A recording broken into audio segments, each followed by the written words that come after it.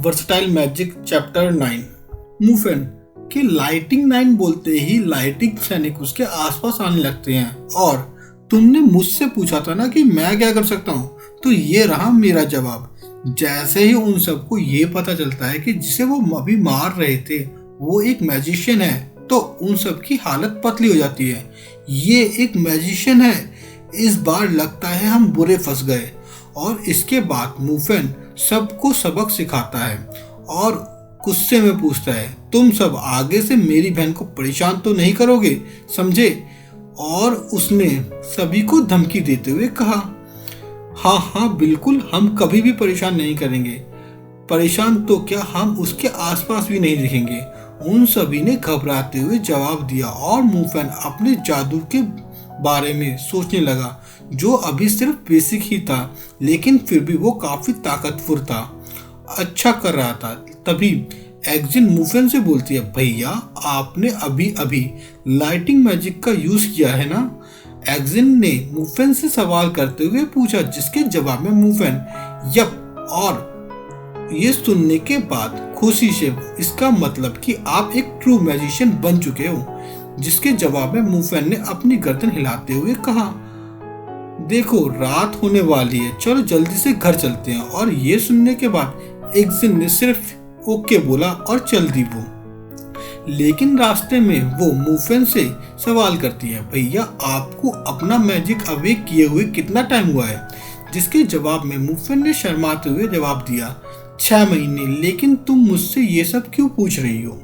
और ये सुनने के बाद एक्जिन थोड़ा घबरा जाती है। और हाफ ईयर, मैंने तो सुना था कि टैलेंटेड मैजिशियन को भी अपने मैजिक को कास्ट करने में कम से कम 1 साल लगता है। और अपनी बहन की बात सुनने के बाद मुफेन अंदर ही अंदर काफी खुश हो जाता है और बोलता है कि 1 साल, इसका मतलब मैं सुपर टैलेंटेड हूँ। लेकिन अभी मुफेन की नजर एक्जिन की तरफ जाती है तो वो थोड़ा डरी हुई थी। क्या एक्जिन, तुम डरी हुई हो? क्यों, क्या हुआ? ज्यादा स्पीड से ट्रेनिंग करने में कोई प्रॉब्लम है?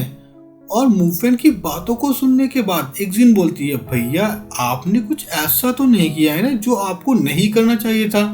और एक्जिन की बातों को सुनने के बाद मुफेन, तुम कहना क्या चाहती हो, साफ साफ कहो। और एक्जिन उसे बताती है कि भैया ब्लैक मेडिटेशन ही एक ऐसा तरीका है जिससे तुम जल्दी से जल्दी मैजिक कल्टीवेट कर सकते हो। और इसके बाद उन दोनों में कोई बात नहीं हुई और मुफेन अपनी बहन को छोड़कर वापस अपने हॉस्टल आ जाता है और सोचने लगता है कि मैं जल्दी मैजिक कल्टीवेट इस वजह से कर पा रहा हूँ क्योंकि मैं ये सब अकेले करता हूँ, जबकि मेरी बहन को ये लगता है कि ये सब मैं उस ब्लैक मैजिक की वजह से कर रहा हूँ। लेकिन ये तो ब्लैक वेकेटेशन आखिर चीज क्या है?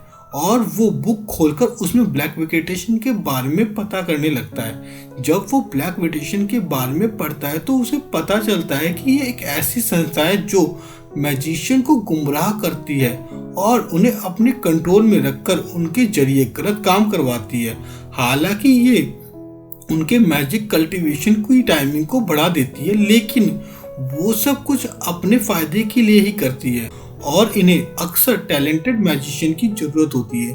ये सब पढ़ने के बाद मुफेन ये डिसाइड करता है कि वो अपने डबल एलिमेंट वाली खासियत को सभी से छुपा कर रखेगा, नहीं तो हो सकता है कि इसकी वजह से वो खतरे में फंस जाए।